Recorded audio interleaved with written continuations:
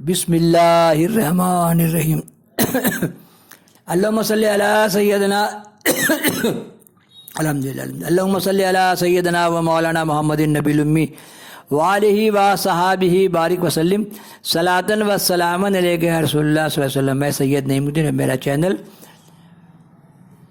سید نعیم الدین کی سدا بہار باتیں، اور اس میں ڈال رہا ہوں سرکار غوث بنگالہ کی نئی کتاب، پارٹ بائی پارٹ ڈال رہا ہوں۔ اللہم صلی علی سیدنا مولانا محمد النبی الامی وآلہ و صحابہ بارک وسلم صلاۃ و سلام۔ سنیے، سنائیے، دیکھیے، دکھائیے، لائک شیئر کیے، گھنٹی بجائیے اور سارے عالم میں پھیلائیے۔ نہ ہو آرام جس بیمار کو سارے زمانے میں، اٹھا لے جائے تھوڑی خاک ان کے آستانے سے۔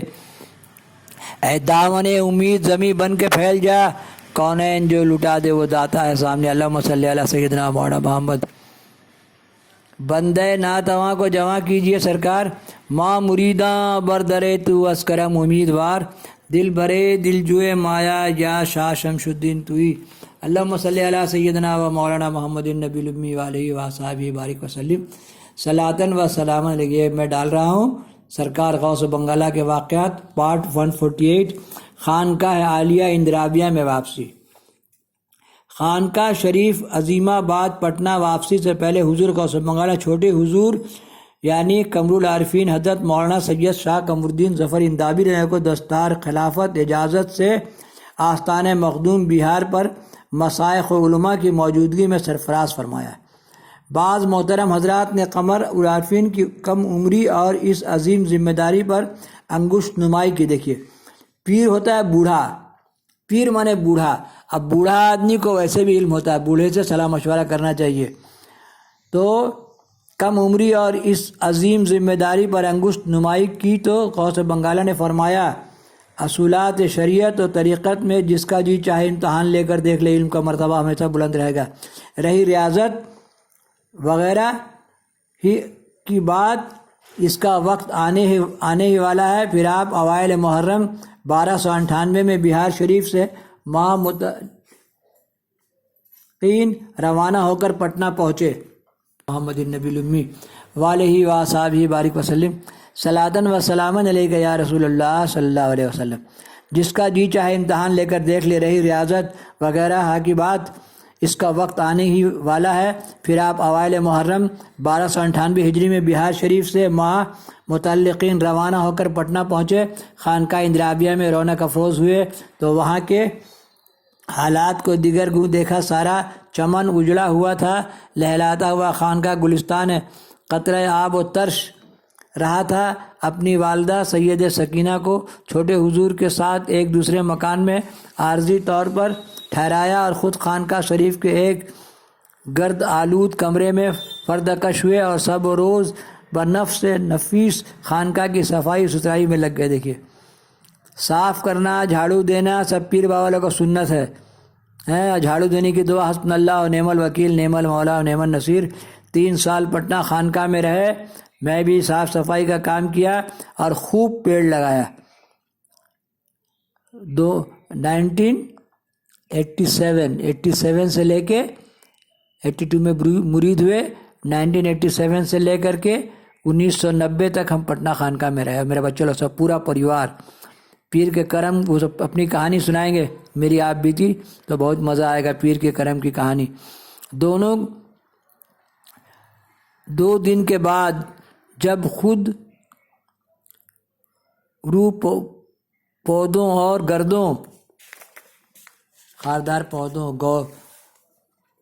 غبار سے خانقاہ کی صفائی ہوئی تو آپ نے اپنی والدہ محترمہ وغیرہ حضرت کو خانقاہ شریف میں بلایا، اور والدہ کریمہ مسلسل بے اطمینانی اور بے چینی اور بچی کی علالت و وفات کی وجہ سے نڈھال ہو چکی تھی۔ اب دونوں آفتاب و مہتاب مولانا شاہ شمس الدین مولانا قمر الدین کو بلایا اور اپنی پیرانہ سالی کا عذر پیش کرتے ہوئے فرمایا، بیٹا اب تک مجھ سے جو ہو سکا کیا، لیکن اب مجھ سے سکت باقی نہیں رہی، لہٰذا امتحان خانقاہ اور امور خانہ داری کی ذمہ داری اب تم لوگ سنبھالو اور مجھے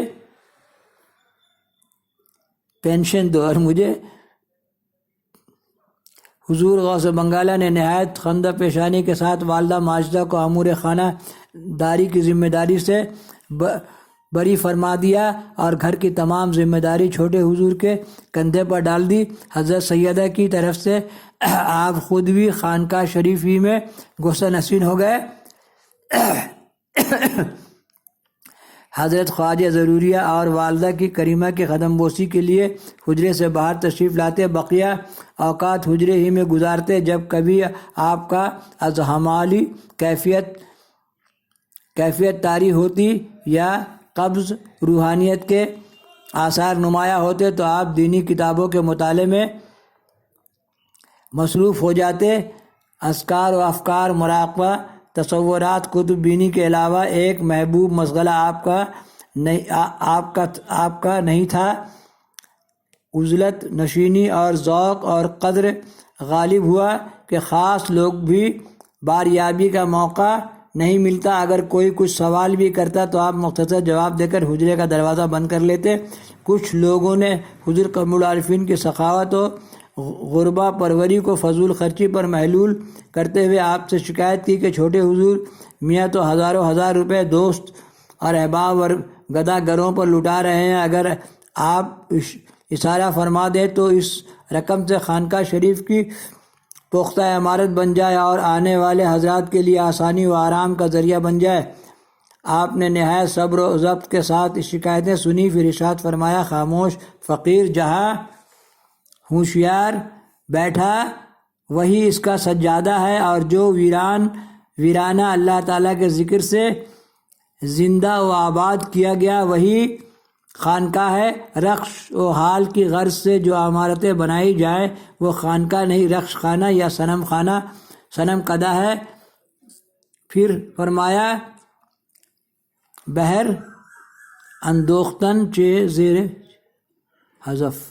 آپ کی استغراقی کیفیت دن بدن ترقی کرتی رہی، نہ کھانے کی فکر، نہ جسم و لباس کا خیال، جو کچھ مل جاتا تناول فرما لیتے۔ کبھی کبھی تو ایسا ہوتا کہ خونچا میں رکھا ہوا کھانا یوں ہی دن بھر پڑا رہتا۔ اگر آپ کسی کو کھانا کھا لینے کا اشارہ فرما دیتے تو کھانوں کے برتنوں کے ساتھ کھانا صاف ہو جاتا، پوشیدہ کپڑے پہنے رہتے۔ اگر موقع پا کر کسی نے لباس تبدیل کروا دیا تو دوسرا لباس پہن لیتے، ورنہ اس پھٹے پرانے کپڑے میں اتفاق فرماتے۔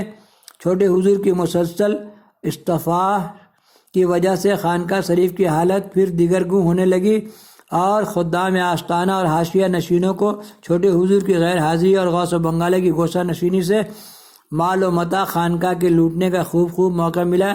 خانقاہ شریف کو واقعی خانقاہ بالکل خانہ کا بیاب و گیاں بنا دیا، اور جب خانقاہ شریف میں دنیا داروں کی حوصلہ افزائی کا کوئی سامان نہیں رہا تو ایک کے بعد دیگرے سبھی خدام لقمہ گننے والے حضرات خانقاہ کو خیرباد کہہ گئے، اور غوث بنگالہ کی جذبی کیفیت اس قدر بڑھ گئی کہ مونچھیں بھی حد اعتدال سے تجاویز کر گئیں۔ خواب و خوار سے کوئی غرض نہیں رہی، پوری خانقاہ میں ہو حق کے علاوہ کوئی صدا ہی نہیں تھی، گویا پوری خانقاہ ہو گئی۔ اللہم صلی علی سیدنا و مولانا محمد النبی الامی وآلہ وصحبہ بارک وسلم، صلاۃً و سلاماً علیک یا رسول اللہ صلی اللہ علیہ وسلم۔ یہ سب کیفیت گزرتا ہے۔ 149 پارٹ 149 یہاں سے ڈالیں گے۔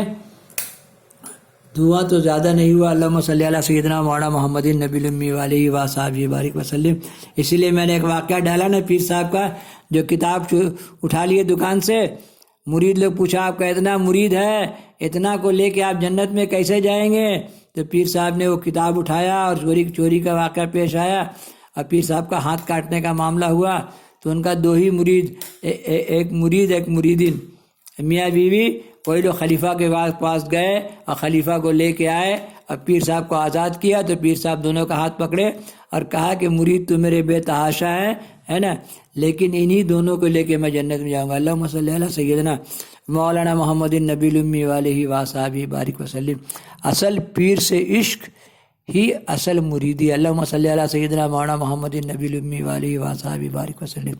عشق ہے تو کافر ہے مسلمانی، عشق نہیں تو مسلمان کافر و زندیق ہے.